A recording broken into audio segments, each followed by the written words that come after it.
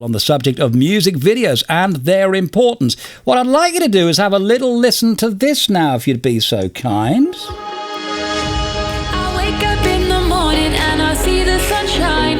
Will you be the one to show me a sign?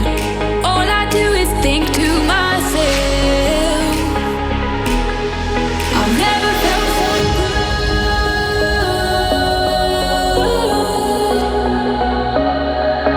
Never felt so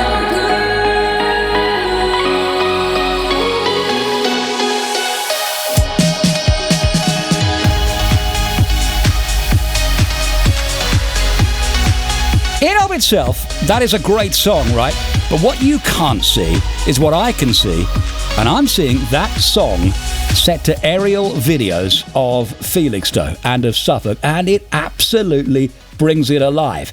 And it was made locally as well by one of the aforementioned emerging artists. Delighted to say George Vekken, the man behind that song, on the show with us. George, hello.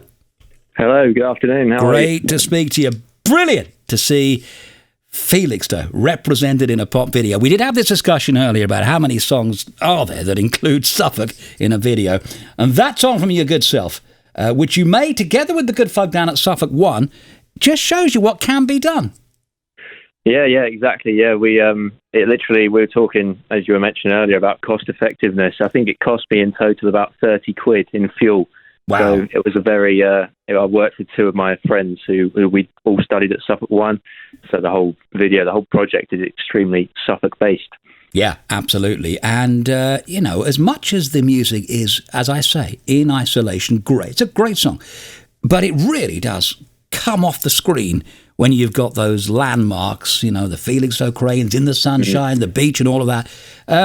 Very much worth doing, isn't it? Absolutely. I think even if you look back like 40 or 30 years ago, whenever Thriller came out from Michael Jackson, that was a song that took off because of that video. And there's so many different examples, and I think it can really help with, you can hear a song and you can sort of picture what it looks like in your head, but when you see the music video, it really brings it to the forefront, in my opinion. It got to the stage, again, in the 80s, where actually the video concept came before the song. That's how important they were taking them. We've eased off. We've rolled back a bit from those days. But I've heard it said that some artists, they're just not bothering anymore with video. They don't see it's worth it. Yeah, especially with today, with the rise of platforms like TikTok and other sort of small, short-term video platforms, you can't really cram in 3 or 4 minutes of massive long video into 15 seconds. But I think it's still relevant. It still helps. Like I said, if you've got somewhere that looks physically nice, like when we went to Felixstowe, the sun was perfect. Yeah, I may have crashed my friend's drone once, but we'll brush over that.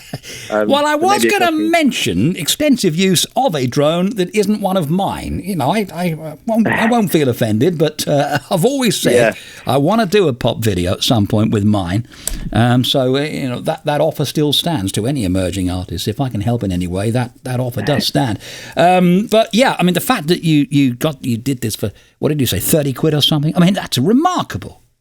Yeah, well, it's probably 35 quid because I had to buy some propeller braids for the drone, which wasn't my fault, might I just add. But yeah, it was for the price. I mean, you can't really argue with it, and you can recycle that across every social media.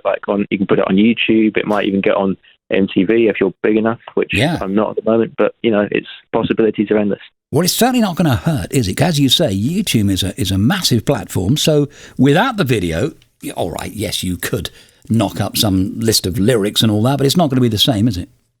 No, and I think with a video as well, this song, for example, the one I did with Brooke Telling, the one you just played, thankfully, it was, I think the song in total and the video was about 2 minutes 35, and I think anybody can sit and watch 2 minutes of 35 as long as the pacing is correct. If it's like one continuous shot, nobody's going to really be engaging with that. But if you get a multitude of different areas and parts of Suffolk like I did, or that we did, it really did work. Yeah, it's a really good point, and our previous guest said just that. You've got to put a bit of effort in. If you're going to do it, you've got to put a bit of creative energy in there. Yeah, exactly, and you can't just sort of bash it out in an hour or so. I think some people similar to my parents' age might think, oh well, music video, you can just do it on your phone, and you can do that on your phone, but if you really want to do it properly, a phone's not really going to cut it, unfortunately. Well, that song is available on YouTube, and we find that by searching for. Well, let me have a look. So the best thing to search for would be you, wouldn't it? Vekken, Vekken. Yeah. And it's a wonderful view of Felixstowe, accompanied by some terrific music. And I keep saying this, don't I? I'm happy to say that I love 70s and 80s music, and the later stuff has not been much good. Of late, it really has picked up, and there's some really good stuff around at the moment, of which George Vekken is part, with that wonderful video. Very much worth it for the aspiring artist. Yeah, they can be done quite cheaply, incredibly cheaply compared to the older days, but do put the effort in. Do make sure they ultimately look good. Good luck with that, George, and thank you so much for joining us, my friend. Thank you. Cheers.